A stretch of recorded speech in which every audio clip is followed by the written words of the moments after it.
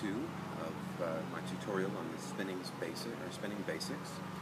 Last time around we covered footwork a little bit, the T directional, the 2 feet forward, and we covered the downward wield, at least the basics of figure 8, the single spins, and the obiani.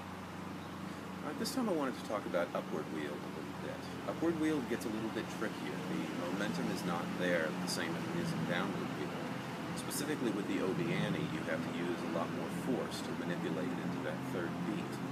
But the upward wield, if you just take the exact motion of the downward wield and reverse it, you get the upward wield. You notice in the downward wield we had the loose spin at the back, tight spin at the front, loose spin at the back, tight at the front.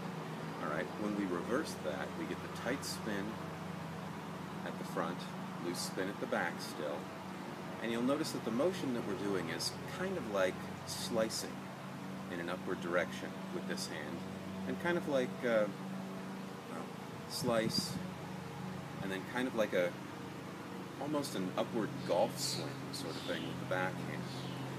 So there's more power to the upward wield, and you're going to be able to get more speed out of it in a lot of occasions. But the upward wield takes more power, takes more force to manipulate.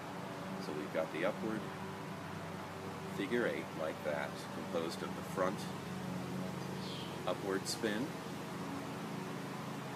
and the back upward spin.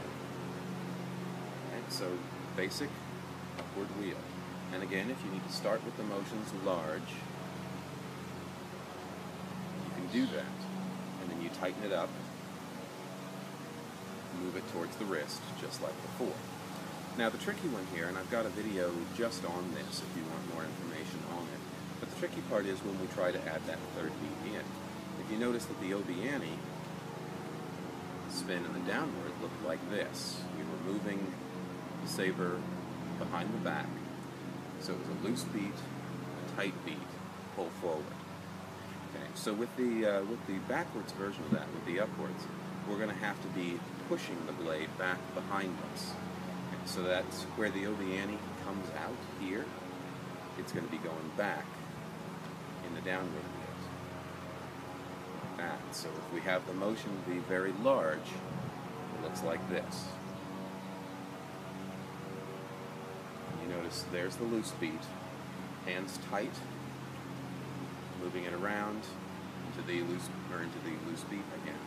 So just to see again what that looks like, we've got the upward figure 8,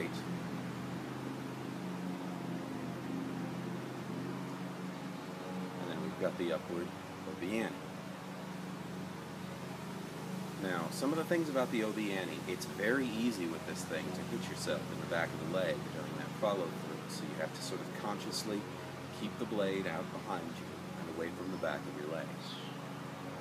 Okay, some other things about it, when you're practicing this at the beginning, if you try to make your movement too tight before you're able to do it reliably, before you know the mechanics of it, you end up doing all kinds of you could end up doing all kinds of horrible things to your shoulder right here.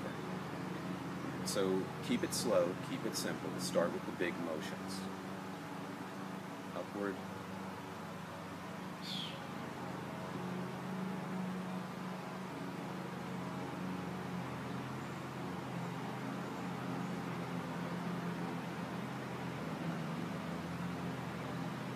Like that. And one way that you can do it, since we are not working with actual blades here, this again, may sound like cheating, but if you want to get the timing down and the mechanics of it down, you can actually learn this by, at this point, we bring it here to the waist, like, I don't know if it's a quick draw. I'm not certain exactly if that'll work for you, but we bring it here to the waist and then put it on your back, rest it on your back, and drag it down, and that'll give you the mechanics. If you've got the contact with your back, you can get used to it. And then the trick is just learning to move it away from your back and not hit yourself. Of course, if you were working with anything that really had a dangerous blade, I told you before in the last video that these tricks that we're doing with these, the weight of a walking stick, the weight of a hunting saber is the same weight. I've seen videos online where people have been doing these sorts of spins with there's one with a Russian woman doing them with very light saber, an actual saber. So if you want to do that, I would suggest not dragging it down your back. But the Odieni spin is not as difficult as it may seem in upward wield. It's just a little bit awkward, like that.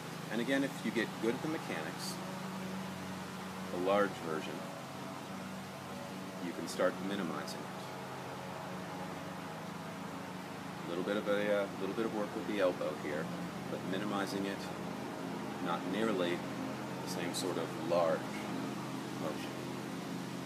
And if you get it tighter like that, you can actually develop speed with it.